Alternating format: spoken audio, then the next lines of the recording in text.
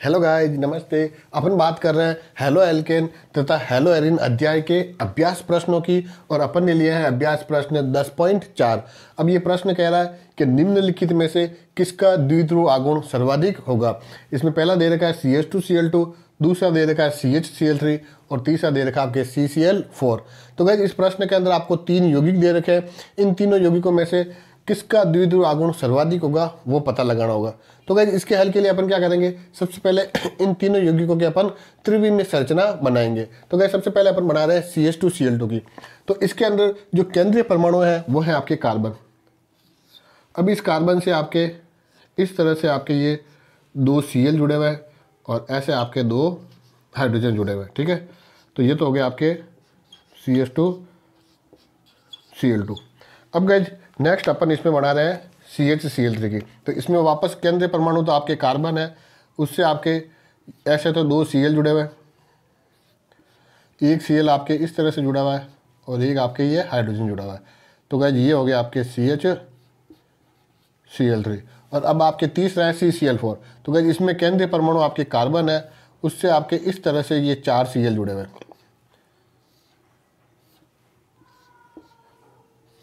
तो ये हो गया आपके CCl4, ठीक है। अब गाइज अपन को निकालना है इनका द्विध्रुव आघूर्ण। तो गाइज द्विध्रुव आघूर्ण निकालने के लिए जो कंसेप्ट अपन काम में लेते हैं वो कंसेप्ट है आपके विद्युत ऋणता। विद्युत ऋणता के आधार पर इनका द्विध्रुव आघूर्ण निकाला जाता है। तो गाइज सबसे पहले अपन शुरुआत यहाँ से करते हैं। तो अपन यहाँ देख रहे हैं कि एक कार्बन और ये क्लोरीन, इन दोनों के बीच में आपके बंध बना हुआ है। अब गाइज कार्बन और क्लोरीन की तुलना में जो क्लोरीन होता है उसकी विद्युत ऋणता ज़्यादा होती है। अब चूंकि इसकी विद्युत ऋणता ज़्यादा है इसलिए क्या करेगा, बंध के इलेक्ट्रॉनों को अपनी ओर आकर्षित करेगा। मतलब जो द्विध्रुव आघूर्ण है वो इस दिशा में जाएगा। तो गाइज इसमें आपके द्विध्रुव आघूर्ण क्या हो रहा है, इस दिशा में जा रहा है, कार्बन से क्लोरीन की तरफ। अब जो कार्बन है और क्लोरीन है इसमें वापस क्लोरीन की विद्युत ऋणता ज़्यादा है, इसलिए वापस आपके क्या होगा, क्लोरीन बंध के इलेक्ट्रॉनों को अपनी तरफ आकर्षित करेगा। मतलब इसमें जो आपकी ये द्विध्रुव आघूर्ण है वो फिर इस दिशा में जा रहा है। ऐसे कैसे, इसमें भी कार्बन से क्लोरीन, ऐसे कैसे इसमें भी कार्बन से क्लोरीन। तो गाइस अपन देख रहे हैं कि अगर हम बात करें नेट द्विध्रुव आघूर्ण की, बोले तो परिणामी या कुल द्विध्रुव आघूर्ण की, तो इसमें गाइस परिणामी या कुल द्विध्रुव आघूर्ण कितना मिलता है। अब गाइस द्विध्रुव आघूर्ण को अपन रिप्रेजेंट करते हैं म्यू से। तो गाइस ये इस दिशा में जा रहा है और ये इस दिशा में जा रहा है, मतलब दोनों क्या है, एक दूसरे की विपरीत दिशा में है। तो ये दोनों एक दूसरे को कैंसिल आउट कर देंगे। ऐसे कैसे, ये इस दिशा में और ये इस दिशा में, दोनों एक दूसरे की विपरीत दिशा में, मतलब ये भी क्या करेंगे, एक दूसरे को कैंसिल आउट कर देंगे। तो ऑल ओवर आपके नेट क्या मिलेगा, 0। और द्विध्रुव आघूर्ण की आपकी इकाई होती है डी, बोले तो डी/, ठीक है। तो CCl4 का तो द्विध्रुव आघूर्ण क्या मिला आपको, 0 डी/, मिला। अब गाइज अपन बात करते हैं नेक्स्ट फर्स्ट की, ठीक है। अब गाइज फर्स्ट में क्या हो रहा है कि आपके ये कार्बन है और ये क्लोरीन है, इनके बीच में बंध बना हुआ है। और अभी अपन ने बताया कि जो आपके क्लोरीन होता है उसकी विद्युत ऋणता ज़्यादा होती है और कार्बन की कम होती है। मतलब ये क्या करेगा, बंध के इलेक्ट्रॉनों को अपनी तरफ आकर्षित करेगा, अर्थात जो द्विध्रुव आघूर्ण है वो इस दिशा में जाएगा। तो गाइज इसमें क्या हो रहा है, आपके कार्बन से क्लोरीन की तरफ जा रहा है। ऐसे कैसे, इसमें भी आपके कार्बन से क्लोरीन की तरफ जाएगा।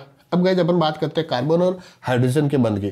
तो गाइज कार्बन और हाइड्रोजन के अंदर जो कार्बन है वो हाइड्रोजन की तुलना में अधिक विद्युत ऋणी है। और चूंकि ये अधिक विद्युत ऋणी है, मतलब जो बंध के इलेक्ट्रॉन है वो कौन सी तरफ जाएंगे, कार्बन की तरफ। तो इसमें द्विध्रुव आघूर्ण की दिशा कौन सी होगी, हाइड्रोजन से कार्बन, ये इस दिशा में, ठीक है। तो गाइज आप देख रहे हो कि इसमें आपके कार्बन से क्लोरीन इस दिशा में जा रहा है और कार्बन हाइड्रोजन के अंदर भी इस दिशा में जा रहा है, मतलब दोनों एक ही दिशा में, इसमें भी दोनों एक ही दिशा में। तो अगर हम बात करें नेट द्विध्रुव आघूर्ण, बोले तो परिणामी द्विध्रुव आघूर्ण या कुल द्विध्रुव आघूर्ण की, तो इसमें सब एक दूसरे से क्या हो जाएंगे, जुड़ जाएंगे। तो यहाँ पर जो आपके परिणामी द्विध्रुव आघूर्ण म्यू मिलता है वो लगभग आपके 1.6 डी/, के आसपास मिलता है, ठीक है। अब गाइज अपन बात करते हैं नेक्स्ट CHCl3 की। तो गाइज इसमें क्या हो रहा है कि ये कार्बन है और ये क्लोरीन है। तो अभी अपन ने बताया क्लोरीन की विद्युत ऋणता कार्बन से ज़्यादा है, इसलिए इसमें जो क्लोरीन होगा वो बंध के इलेक्ट्रॉनों को अपनी तरफ आकर्षित करेगा, अर्थात द्विध्रुव आघूर्ण की दिशा क्या होगी, कार्बन से क्लोरीन की तरफ, इस तरफ। ऐसे कैसे, इसमें भी कार्बन से क्लोरीन की तरफ, इसमें भी आपके कार्बन से क्लोरीन की तरफ। अब गाइस बात करते हैं यहाँ।